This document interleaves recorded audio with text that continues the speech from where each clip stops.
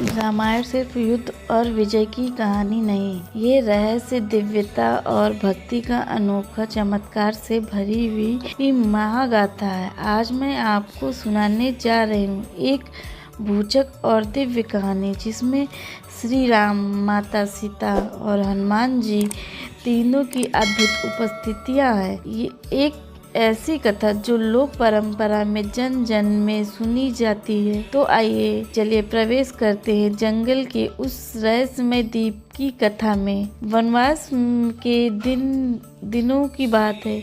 एक रात श्री राम, माता सीता और लक्ष्मण एक घने जंगल में विश्राम कर रहे थे।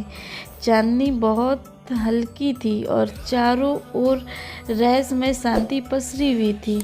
अचानक श्री राम ने दूर एक चमकदार रोशनी देखी, जैसे कोई दीपक हवा में तैर रहा हो। माता सीता ने आश्चर्य से कहा, स्वामी, ये दीपक साधारण नहीं है। राम जी ने धनुष उठाया, पर वो प्रकाश धीरे धीरे हवा में उड़ने लगा, जैसे किसी को दिशा दिखा रहा हो।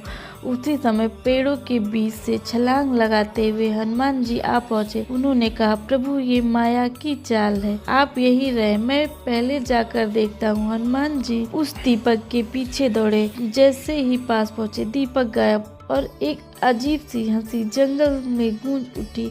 हनुमान जी समझ गए, ये कोई मायावी राक्षसी शक्ति है जो राम और सीता को भटकाने आई है। वन अचानक कांपने लगा, हवा भारी हो गई, पेड़ झूमने लगे और धुएं का एक बड़ा बादल चारों ओर फैल गया। तभी राम जी ने दिव्य अग्निबाण निकाला और बोला, सत्य का प्रकाश कभी भ्रम में नहीं होता। झूठी रोशनी अंधकार की संतान है। राम जी ने अग्निबाण चलाया। बाण जैसे ही उस चमत्कारी प्रकाश से टकराया, वो रोशनी काले धुएं में बादल बनकर नष्ट हो गई। जंगल में फिर से शांति छा गई। माता सीता बोली, हनुमान, तुम्हारी जागरूकता ने हमें बचा लिया। माया का अंधकार भक्ति की रोशनी के सामने टिक नहीं सकता। हनुमान जी, माता, जहाँ राम नाम है वहाँ कोई भटकाव नहीं है। उस रात तीनों पेड़ की छाया में बैठे। चांदनी धीमे धीमे पृथ्वी पर उतर रही थी। सीता माता बोली, जीवन भी एक भटकता हुआ दीप है।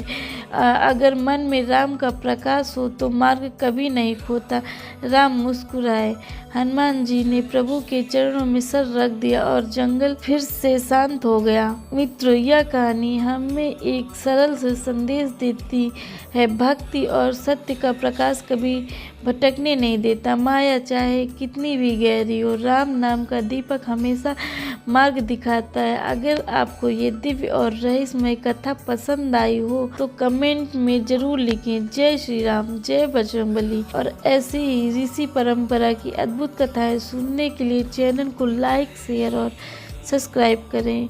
हम मिलेंगे असली दिव्य कथा में। जय श्री राम।